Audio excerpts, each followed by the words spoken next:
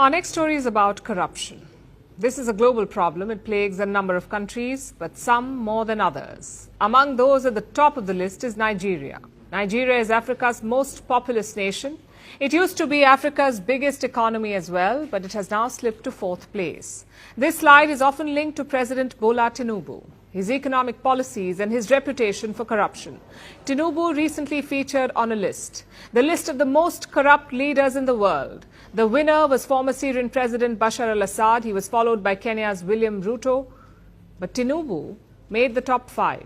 Now, I must clarify here that these rankings were sourced from the public.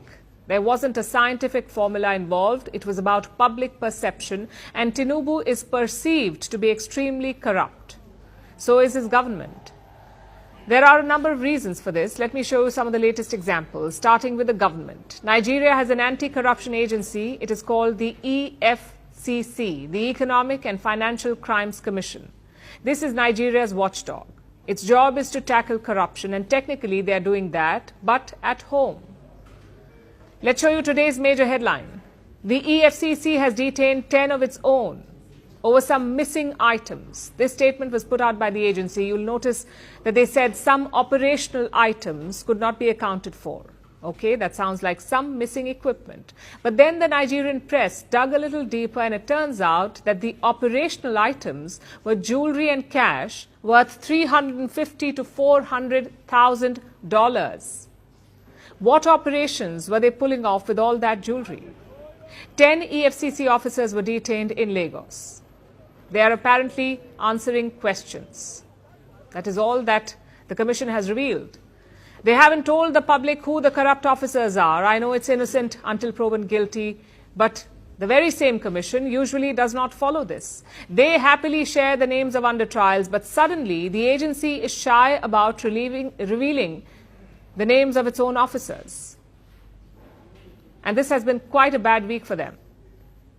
They were forced to make another announcement on Monday, telling the people that 27 other officers had been dismissed for fraudulent activities and misconduct.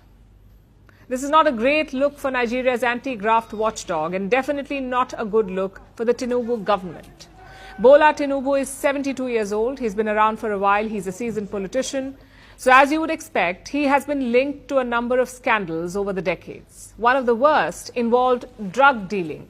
Tinubu allegedly held money from drug trafficking in his accounts. This was according to the US Justice Department. Tinubu, of course, never accepted the charges, but he did pay out a settlement worth $460,000. Now, these charges are old. No final verdict was reached. So let's put them aside for now. After all, people can supposedly change. So what has Tinubu been up to recently since he became president? Well, he was caught up in a fake diploma scandal for a while. There were allegedly some errors in his college certificate.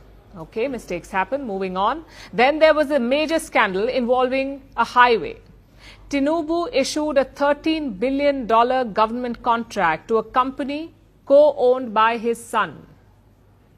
Tinubu is quite the caring father, apparently, but alas, most people do not see it that way.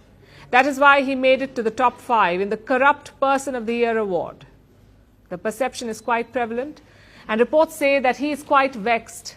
He's even hired American lobbyists to clean up his image. He's reportedly paying them $2.7 million, though I wonder, is he paying from his own pocket or Nigeria's treasury? I suppose we'll find out eventually.